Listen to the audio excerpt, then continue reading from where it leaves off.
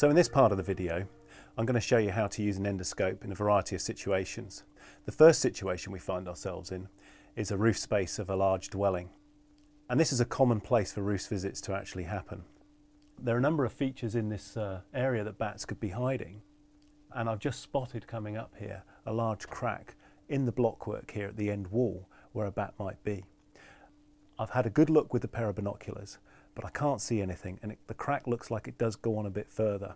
So this would be a good situation, particularly as I can't reach the crack in the blockwork, to use the endoscope. First of all, I'm going to bend the end of the scope to ensure I can actually use the camera, because this is the video scope that you'll be using, in the right direction, so it enables me to actually look over the ledge. I'm going to then switch the endoscope on, pressing the on button, and then carefully and gently insert the endoscope into the crack in the blockwork so I can see just what's above there. And immediately I can see that the crack doesn't actually go as far as I thought it had done. But what I do see are a number of bat droppings. So it looks like there's no bats in there now, but it looks like bats have been in there before. So we spotted another place that bats could be secreted within this roof space, and it's between the underfelt and the blockwork and the cavity wall, which is a common roosting place for many bat species. So what we're going to do is we're going to potentially look at that with the endoscope, but before we do that, I'm going to make sure there's no bats actually around the entrance there by just simply using a mirror and a torch.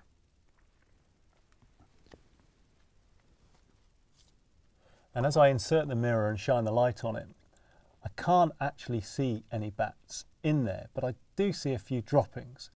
So as before, I'm going to bend the end of the endoscope here into the shape of the cavity, so it'll make it easier for me to view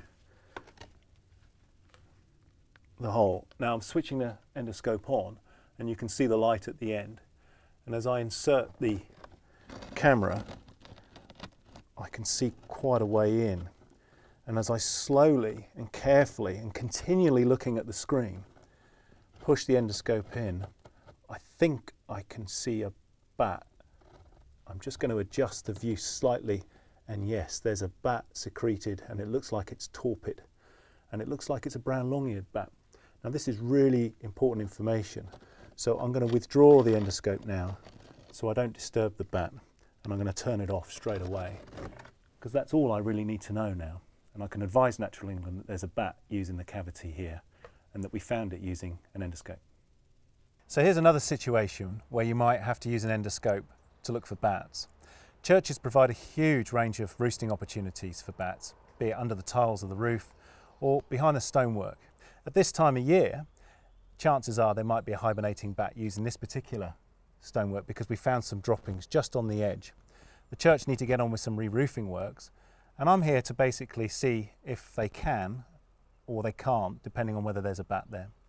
So, as before, I'm going to first of all shape the endoscope into the right kind of shape I need to insert it above my head here. I'm also going to bend the other end, the viewing end, because that will give me, particularly when working at height on a ladder, it will give me a much better view of what I'm looking at. And then I'm going to insert the endoscope in behind the stone. And I can pretty much check all the way back there, and there are no bats inside this particular cavity at this time. So when I report this back to Natural England, hopefully they can advise the church to get on with the minor re-roofing works they need to do.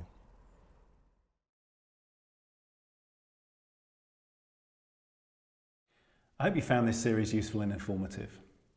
To conclude, here's a list of do's and don'ts for you to consider when undertaking roost visits for Natural England. Do use an endoscope to check inaccessible areas during official Natural England roost visits if necessary.